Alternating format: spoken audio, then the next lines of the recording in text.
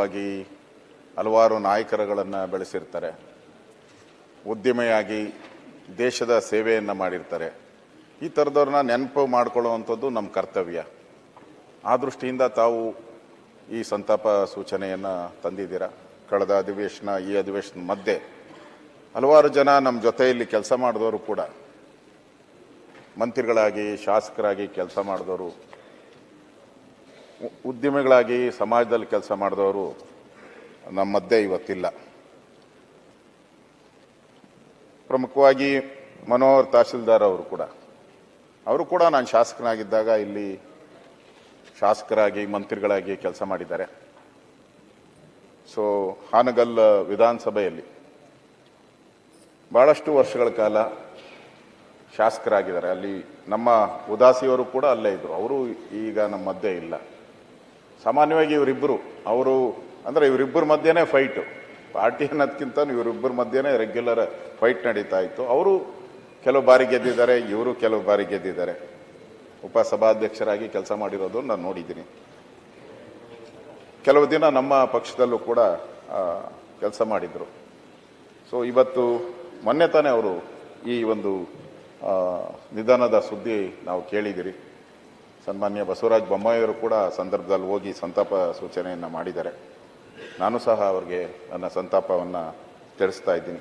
ಅದೇ ರೀತಿ ಕೆ ಶ್ರೀನಿವಾಸ್ ಅವರು ಬಹಳ ಹಿರಿಯರು. ನಾವೆಲ್ಲ ಸಣ್ಣ ವಯಸ್ಸಿನ ಇನ್ನೂ ರಾಜಕೀಯಕ್ಕೆ ಎಂಟ್ರಿ ಆಗುವಂಥ ಸಂದರ್ಭದಲ್ಲಿ ಭಾಳ ಒಳ್ಳೆಯ ಒಂದು ಕೋಟ್ ಗೀಟ್ ಹಾಕ್ಕೊಂಡು ಭಾಳ ಖಡಕ್ಕಾಗಿ ಮಾತಾಡ್ತಾ ಇದ್ರು. ಶಿವಮೊಗ್ಗದ ಕಡೆಯವರು ರಾಜಕಾರಣಿಗಳೆಲ್ಲ ಜಾಸ್ತಿ ಅವಾಗ ಶಿವಮೊಗ್ಗದಲ್ಲಿ ಹೋರಾಟ ಅಂತ ಹೇಳಿದ್ರೆ ಶಿವಮೊಗ್ಗ, ಅಲ್ಲಿ ವಿಧಾನ ಪರಿಷತ್ತಲ್ಲೂ ನಾಯಕರಾಗಿ, ವಿರೋಧ ಪಕ್ಷದ ನಾಯಕರಾಗಿ ಕೆಲಸ ಮಾಡಿದ್ದಾರೆ. ನಾನು ಕೂಡ ಅವರ ಹಲವಾರು ಭಾಷಣಗಳನ್ನು ನಾನು ಕೇಳಿದ್ದೀನಿ. ಒಳ್ಳೆಯ ವಾಗ್ಮಿ, ಒಳ್ಳೆಯ ರೀತಿಯಾದಂಥ ಸಂಪ್ರದಾಯ ಇರುವಂಥ ವ್ಯಕ್ತಿ. ಸೊ ಅವರು ಕೂಡ ಇವತ್ತು ನಮ್ಮ ಮಧ್ಯೆ ಇಲ್ಲ.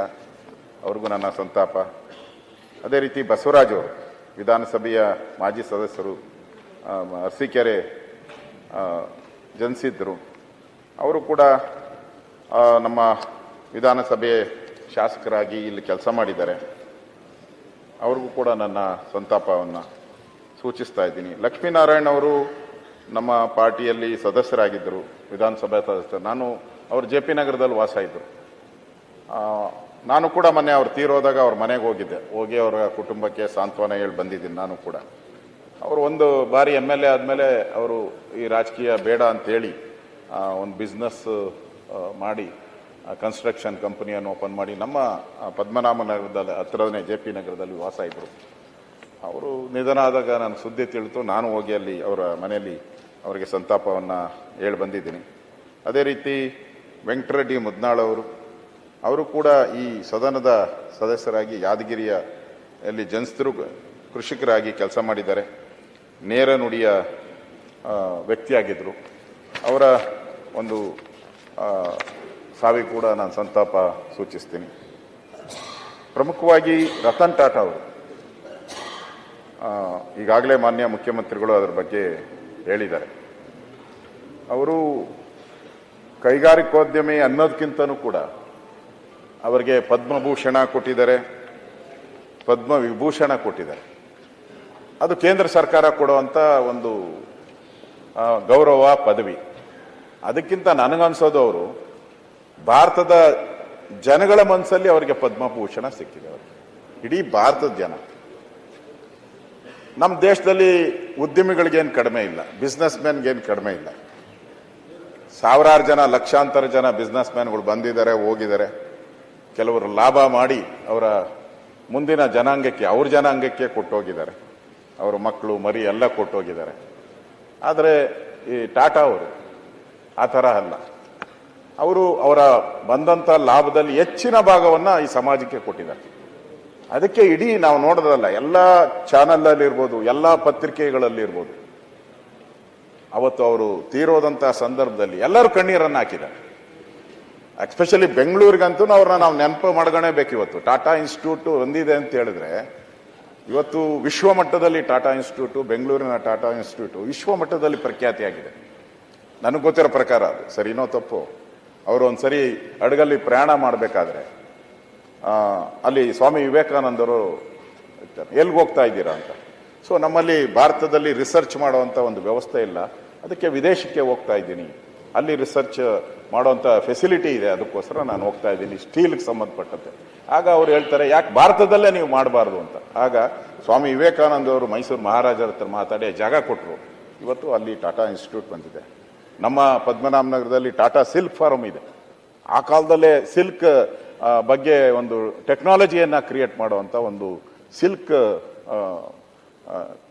ಆ ಒಂದು ವಿಜ್ಞಾನ ಅಂತಂದರೆ ತಯಾರು ಮಾಡುವಂಥ ಒಂದು ಸ್ಕಿಲ್ ಅವತ್ತು ಪ್ರಾರಂಭ ಮಾಡಿದ್ರು. ಅಂದರೆ ಬೆಂಗಳೂರಿಗೂ ಕೂಡ ಭಾಳಷ್ಟು ಕೊಡುಗೆಯನ್ನು ಕೊಟ್ಟಿದ್ದಾರೆ, ದೇಶಕ್ಕೆ ಕೊಟ್ಟಿದ್ದಾರೆ. ಇವತ್ತು ಟಾಟಾ ಏರ್ಲೈನ್ಸ್ ನಾವು ಅದನ್ನು ಸರ್ಕಾರ ಸೆಂಟ್ರಲ್ ಗೌರ್ಮೆಂಟು ಏರ್ಲೈನ್ಸ್ ನಾವು ತೊಗೊಂಡಿದ್ರಿ, ಮತ್ತೆ ಆಗದಿರ ಈಗ ಮತ್ತೆ ಟಾಟಾ ಅದವರಿಗೆ ಕೊಟ್ಟಿದ್ದೀರಿ. ಅಂದರೆ ಸಮಾಜದಲ್ಲಿ ಒಂದು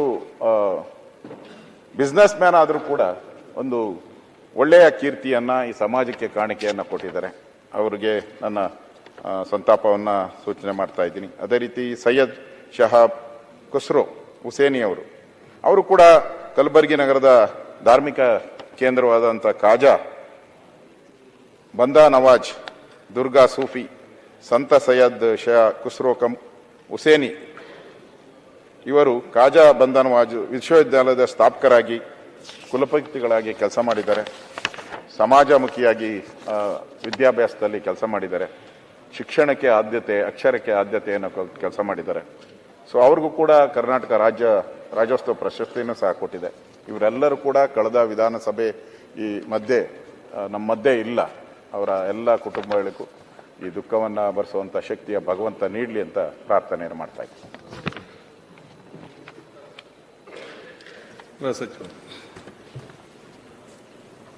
ಸನ್ಮಾನ್ಯ ಅಧ್ಯಕ್ಷರೇ,